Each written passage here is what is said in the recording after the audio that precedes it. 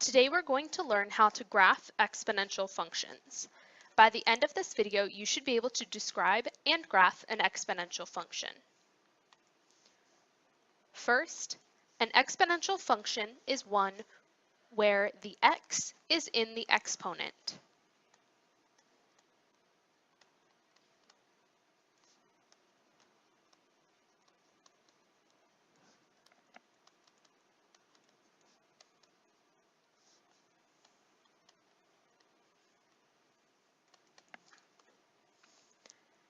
An exponential function is usually in the form y equals a times b to the x minus h plus k.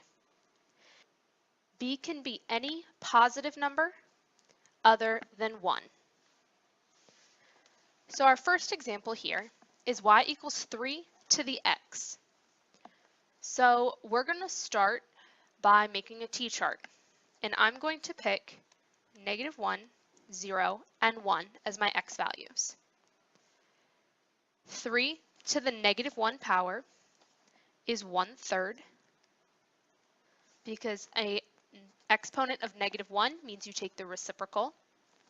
3 to the 0 power is 1, because anything to the 0 power is 1. And 3 to the first power is just 3. So I'm going to go ahead and plot these points. I have -1, 1/3, 0, 1, and 1, 3. Now exponential functions have horizontal asymptotes. The equation of the horizontal asymptote is always y equals k. So for this equation, since there's no number added after the 3 to the x, our asymptote is just y equals 0. And this happens because if you plug in smaller values for x, if you have 3 to the -2 power, 3 to the -3 power, you just get smaller and smaller fractions, and they approach 0.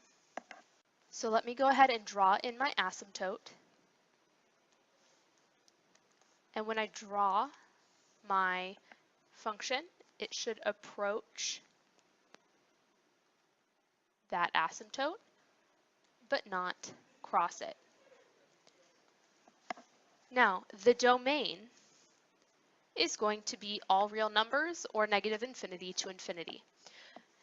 If you look at the equation, you are allowed to plug in any number for x. You can always raise something to the whatever power. Or if you prefer to look at the graph, as we go to the left, the graph will keep going forever. And as we go to the right, the graph will keep going forever as well. So our domain is -infinity to infinity, or all real numbers. But our range, if we look at this, the lowest that the graph goes is 0, but it never actually reaches 0 because that's our asymptote. And then if we look at how high the graph goes, it goes to infinity. So our range is 0 to infinity, with a parenthesis on 0 because the graph never reaches 0. You could also write this as y, such that y is greater than 0. As far as increasing and decreasing intervals goes, the graph will always be either increasing or decreasing. It will never change direction.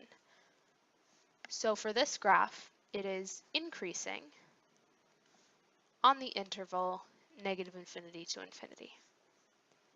And the end behavior, as x approaches -infinity, so the left side of the graph, f of x is approaching the horizontal asymptote, so it is approaching 0. And as x approaches positive infinity, which is on the right, f of x is approaching infinity because it is continuing to increase.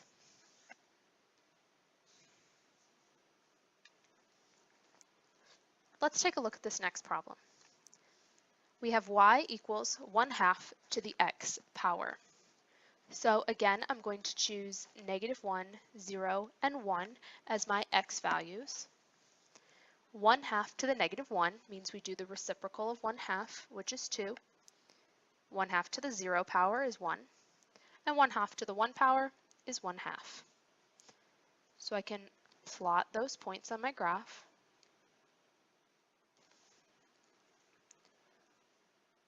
We said on the last slide that the equation of the asymptote is always y equals k. Since there's no number being added at the end of this equation, our asymptote is y equals 0, which we can go ahead and graph.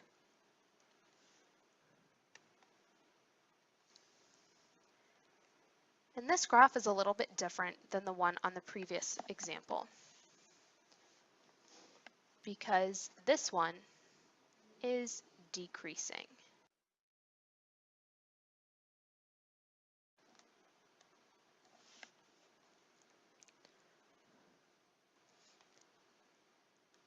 As we mentioned earlier, the domain is always all real numbers, or -infinity to infinity.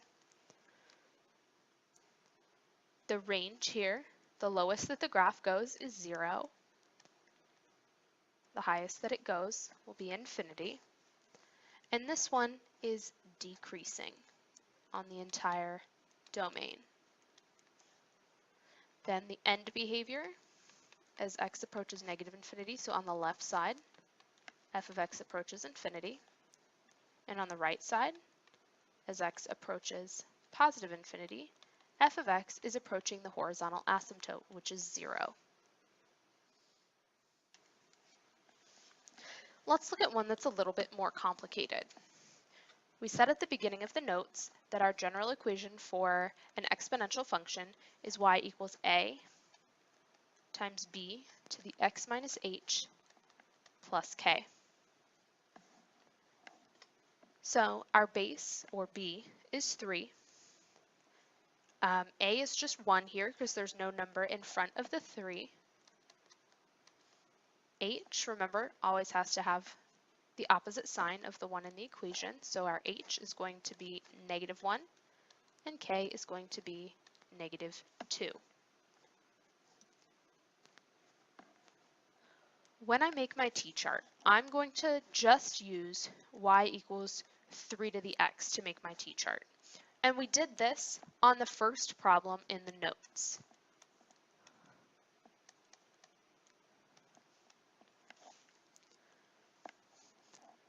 Then I'm going to use my h and k values as my new starting point. So my new starting point will be at -1, -2. And I'm going to put a small x there so I know that that's where I'm going to start.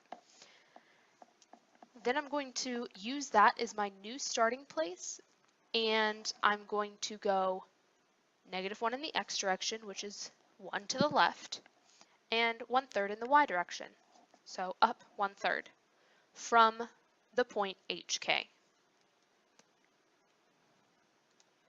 Then I'm going to go over 0 and up 1, then right 1 and up 3, always from that starting point. So the point hk is your starting point.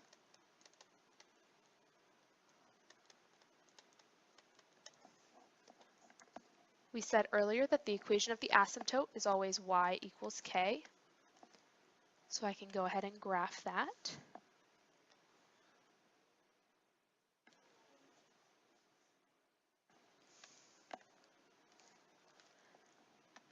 Then I can connect the points.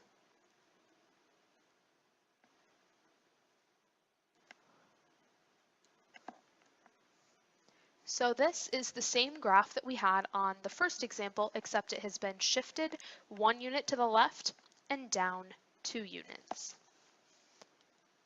Our domain is still going to be all real numbers, or -infinity to infinity. Our range, this time the lowest that the graph goes is -2, and the highest that it goes will be infinity. This graph is increasing on the entire domain. and its end behavior as x approaches negative infinity, that's the left side of the graph. F of x approaches the horizontal asymptote, which is negative 2, and as x approaches positive infinity on the right side of the graph, f of x approaches infinity.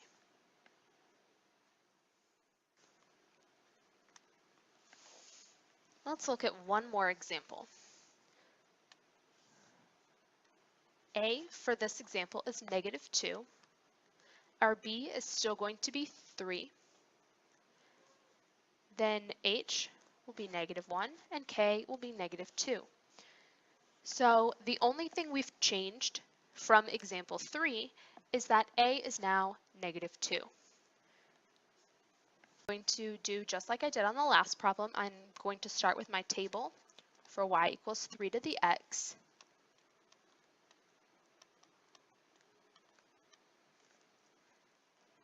And then since a is negative 2, I'm going to add a column for a times y, like we did earlier in the year with transformations. I'm going to multiply all of the y values by negative 2.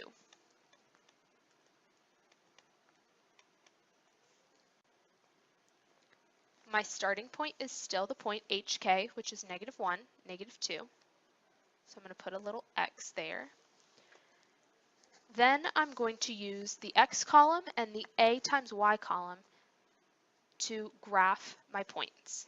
So from this starting point, I'm going to go left 1 and down 2/3, left 0 and down 2, and left 1 and down 6, which is way off my graph. My asymptote is still going to be y equals k, which is y equals negative 2.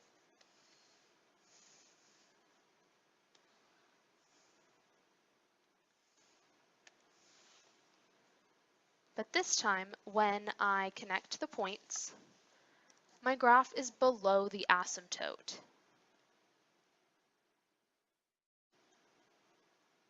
So if a is negative, the graph will be flipped below the asymptote. The domain is still all real numbers, or negative infinity to infinity. But the range is a little different. The lowest that the graph goes will be negative infinity. The highest that the graph goes is negative 2. This graph is decreasing because if you start at the left side of the graph and follow the graph, you're going down,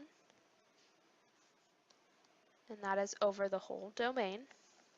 And then for the end behavior, as x approaches negative infinity, so the left side of the graph, f of x approaches the horizontal asymptote, which is negative 2. And as x approaches positive infinity, that is the right side of the graph, f of x is going down, so it is approaching negative infinity.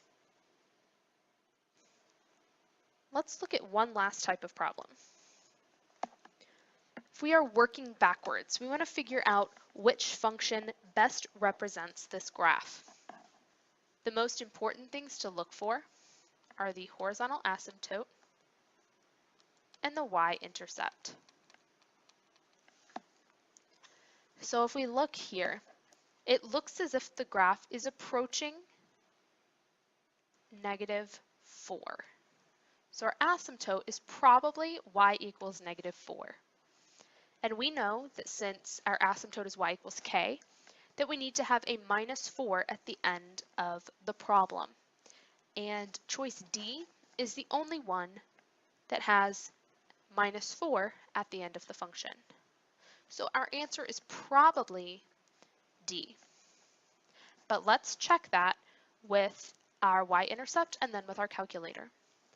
So to find the y-intercept, you plug in 0 for x. So if I do 2 to the 0 power minus 4, anything to the 0 power is 1, so I have 1 minus 4, which is negative 3. Our y-intercept is negative 3. But let's double check on the calculator. If you go to y equals, you have 2, and then use this caret to type in the exponent to the x, and you have to arrow over minus 4.